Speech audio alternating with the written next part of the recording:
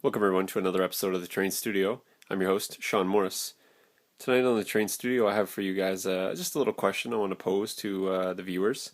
People seem to have been enjoying the videos on the FOI update, so I thought I'd throw this out. I got home late tonight, so I'm not really sure I'm going to get much more up, but I figured I'd try to keep the video content coming at least a little snippet every day for you guys, so you guys can stay tuned on the project and stay up to date. So I did a second pour last night on the water, and this is kind of where it's at right now. It's more or less dry. It's just a little bit soft, so it won't probably clear much more than it is right now. So you guys can see what I did with the pigment. You know, I mixed in a little bit of the white pigment to add the ice. And I'm just seeing what you guys think about. I didn't do a real deep blue or dark color on the base of the water, just because I find that that sometimes loses the effect of the ice altogether, because you just end up seeing a dark mass underneath. And I really wanted to keep it sort of shallow. This is a pond as opposed to a lake or anything like that. So I want to keep it really, really shallow. And it's not necessarily a huge waterway. I know there's a big bridge going over it, but you got to use your imagination in that respect. But as you can see here, minus the glare, you can see some ice formed there. And that's going to be kind of unique because I'm actually going to have a little bit of a dock, like a little wharf here. And I thought that would be kind of a neat spot to, insinuate that they've used that for fishing or some sort of thing like that. But as you can see in the deeper parts here, or the wider parts I should say, it's sort of cleared off, and you can see some flow with the pigment here, and then certainly this little area here, almost like it's a stream that kind of flows in, and this is sort of a catching pool here. What I'm cautious about is going any more depth on this, with any more depth I should say, just because if we do that, it's going to start to lose some of the effects of the rocks. I really like how the water's sort of flowing in with the rocks right now. So my question, I guess, is do you guys think that the ice effect is strong enough?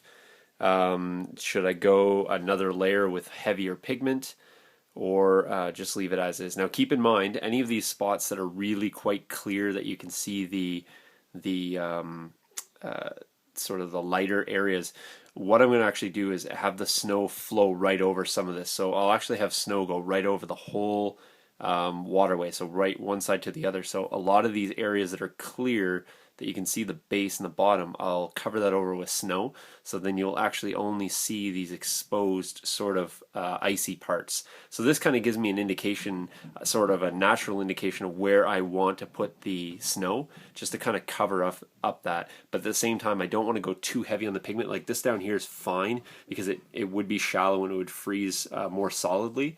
But I don't want the whole thing to look like that, because then it just looks like this almost like this opaque white, and you kind of lose the effect of ice, and you lose this flow look. So if you guys want to comment about that, keeping in mind what I just said, down here is really nice. I like this effect. It's very opaque. I'll probably just have a little snow come to the edge, a little crossing here. But these areas right here, I'll probably just have the snow flow right across here as well, and then maybe a small patch sort of right out in the middle of the water. So I'll just stand back so you guys can get a sense without the kind of glare. But there you go. So that's what I'm at right now. What do you guys think? Should I change it? Should I add more? Should I go more depth? And I'll wait for you guys' comments and see. And tomorrow night when it's all dried up completely. This is 24 hours now. I like to leave it 48 in between layers, just because I tend to pour a little thicker than the recommended 1/8. I don't like to build it up in the low depths, because the fact that the rocks, if you do it, it tends to wick in and around, and if you go too shallow, it tends to have a depression. If you go a little thicker, it actually runs up along the sides, which is a lot easier to control the flow or the pour for the second time. So that's just a trick you guys will figure out as you kind of go, but just my personal opinion about the depth. So yeah, look forward to comment on that, and then we'll take it from there. I'll use your opinions, whatever you guys think is the way to go. That's likely what I'll do. So, and I don't think anything else really I did last night. I think I showed you guys everything else. This stuff here is now nice and dry, so you can see it's rock hard.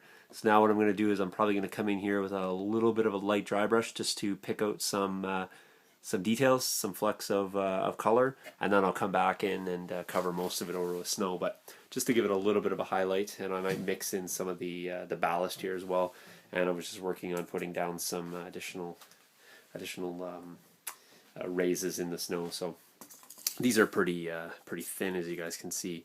So it's very minimal in terms of the rise, but it's going to give it a little bit of character and a little bit of undulations in the surface. So thanks for watching, guys. It went a little longer than I thought, but 5 minutes is probably enough of my voice. So I'll talk to you guys later. Cheers.